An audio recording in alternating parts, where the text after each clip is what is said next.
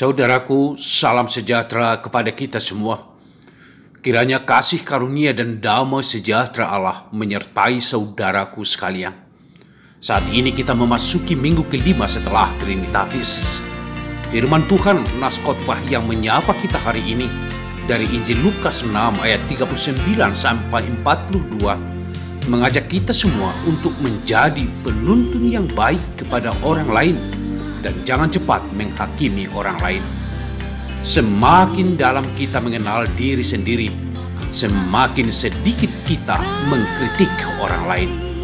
Saudaraku, melalui nas khotbah kita saat ini, paling tidak ada dua pesan berharga sekaligus nilai kehidupan dalam interaksi sosial kita sebagai orang percaya kepada Kristus. Yang pertama, dapatkah orang buta menuntut orang buta? Bukankah keduanya akan jatuh ke dalam lubang? Orang buta adalah orang yang tidak dapat melihat secara mata jasmani segala sesuatu yang ada di hadapannya, sehingga dia tidak dapat mengetahui secara pasti keadaan sekelilingnya dengan kasat mata.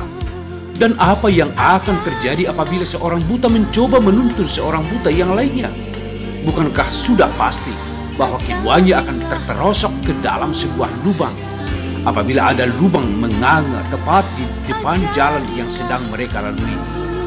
Yesus sebenarnya sedang menunjukkan kiasan ini kepada orang-orang Farisi, yaitu orang-orang yang mengalami kebutaan mata secara rohani. Pesan firman Tuhan ini, saudara-saudara, adalah bahwa Tuhan menghendaki agar setiap kita menjadi penuntun-penuntun yang baik bagi banyak orang. Penuntun yang baik adalah pribadi yang bukan hanya semata-mata mengajak orang untuk mengikuti apa yang kita percayai, namun juga menghidupi apa yang kita percayai. Ketika seseorang tidak menghidupi apa yang ia percayai, sesungguhnya ia belumlah dikatakan seorang yang sedang mempercayai keyakinannya. Yang kedua, mengapakah engkau melihat selumbar di mata saudaramu, sedangkan balok di dalam matamu sendiri tidak engkau ketahui? Bagaimanakah engkau dapat berkata kepada saudaramu, "Saudara, biarlah aku mengeluarkan selumbar yang ada di dalam matamu," padahal balok yang di dalam matamu tidak engkau lihat? Ungkapan ini merupakan teguran keras kepada kita manusia yang sering menjadi hakim bagi sesama. Bagaimana kita mau mengeluarkan selumbar dari mata orang lain padahal balok di dalam mata kita tidak kita keluarkan terlebih dahulu? Hal itu sulit untuk diterima. Saudara-saudaraku, menyadari kelemahan dan mengubah diri terlebih dahulu merupakan langkah yang sangat tepat sebelum menegur orang lain. Dengan demikian, kita belajar untuk rendah hati dan semakin dewasa dan berkembang di dalam iman.